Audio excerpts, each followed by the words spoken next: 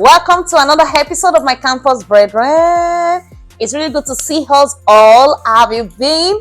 So today we'll be looking into another topic, and it's going to be a twist to the unknown God. To the unknown God. Yeah, that's the topic. Something happened in the book of Acts when Paul actually saw an inscription that was written upon the altar, and it was boldly written there, to the unknown God.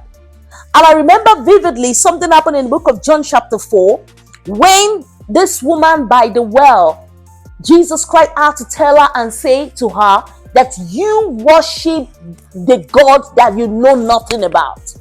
You worship the God that you know nothing about. Okay, so the question is, who am I talking to? Who am I referring to when I say to the unknown God? An incident happened, and I know that probably the sister will be watching us right now. She's a very good friend.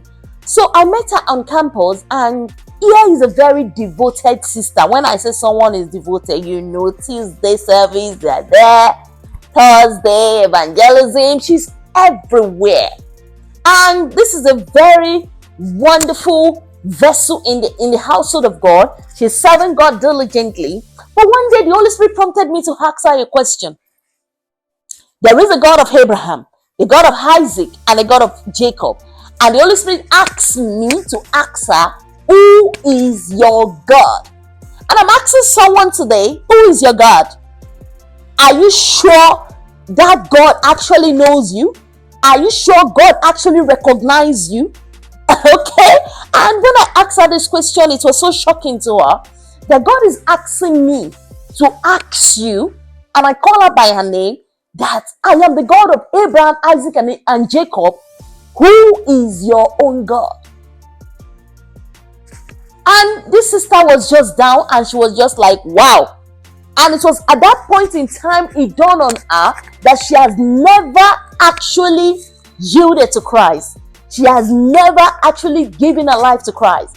And she said, wow, I've just been a church goer.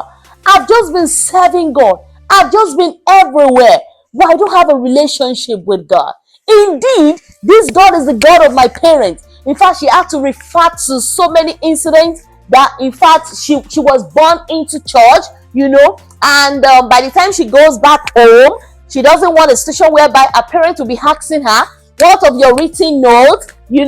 Are you so devoted to God? She does not have that encounter yet with God. She was just going to church to create an impression. I ask, are you going to church because of someone else? Are you going to church to create an impression? Hey!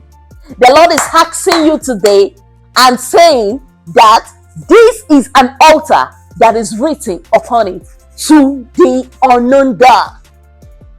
Jesus Christ was asking the disciples some questions at the time, and he said, who do you men say that I am?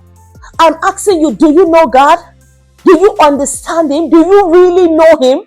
Have you had an encounter with Him, or you're just a church goer? And to the glory of God, this sister yielded to God. This sister gave her life to Christ, and she's now a very strong vessel in the household of God. The Lord wants to use you too.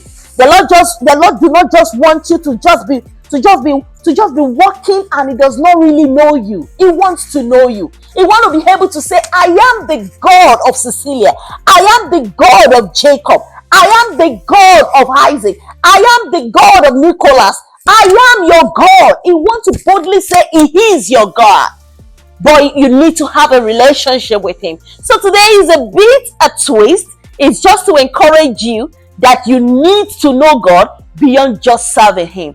Thank you very much for today's episode, and I wanted to please like, subscribe, and of course always share our page and drop your comment as well. The next episode will be coming shortly, and there's a sequence to this particular episode.